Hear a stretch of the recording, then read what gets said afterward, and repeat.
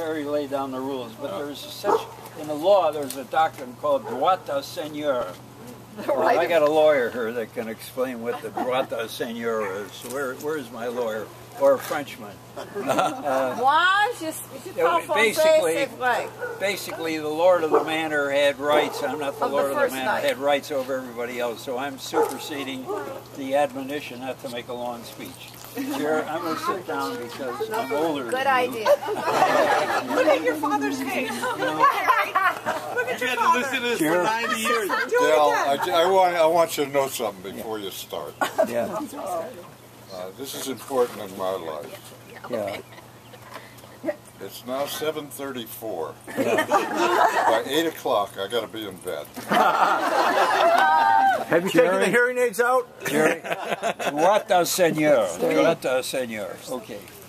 You know, Jerry, you all can listen. This is a private conversation between my brother and myself. We've lived together. It's 90 years, just about 90 years. I've watched you grow up. I remember the days when you had a nickname called Speedy. Speedy? Remember Speedy? Oh, yeah. And I go back to your life because now is the time to live it, and there's probably a lot of things that people around here don't know about.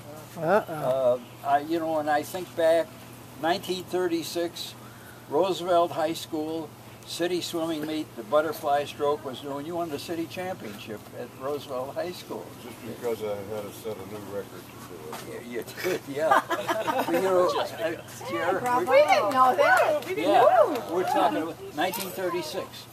It was a new stroke, the butterfly stroke. And your father, he won the championship, the city championship. Because nobody else could do it. But then after... Anybody want autographs? Just bring them up. After that, he'd rather do the breaststroke. He got good at that one. Then you went to the University of Chicago, and Jerry swam on the water polo team. Now I got to tell you, if you've never played water polo, I did a little. Playing football is a sissy sport. This is the most rugged, cruelest sport in the world. And he played it, he swam and everything. And Jerry, you know, your life went on. I think of the times, you had so many great things happen in your life, and you're such a great source of joy. Where is she? Okay. Get in there. It was a great source of joy always.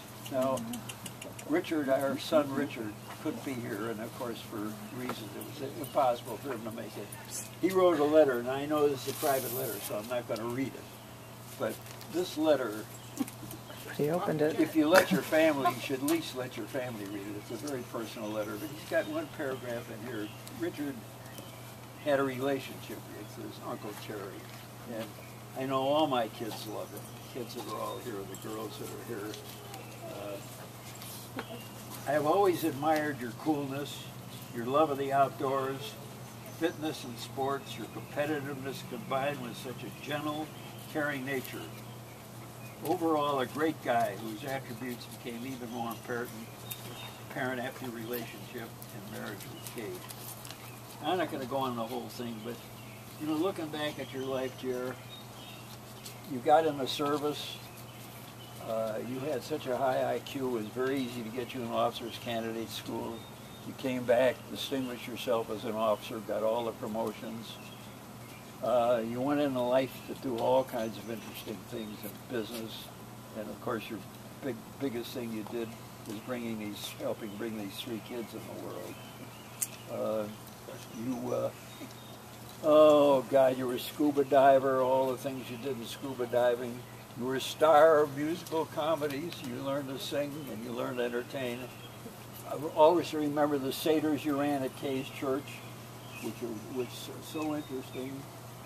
And you've always been a source of joy. Now I have to interrupt this note with just a note of a little sadness here.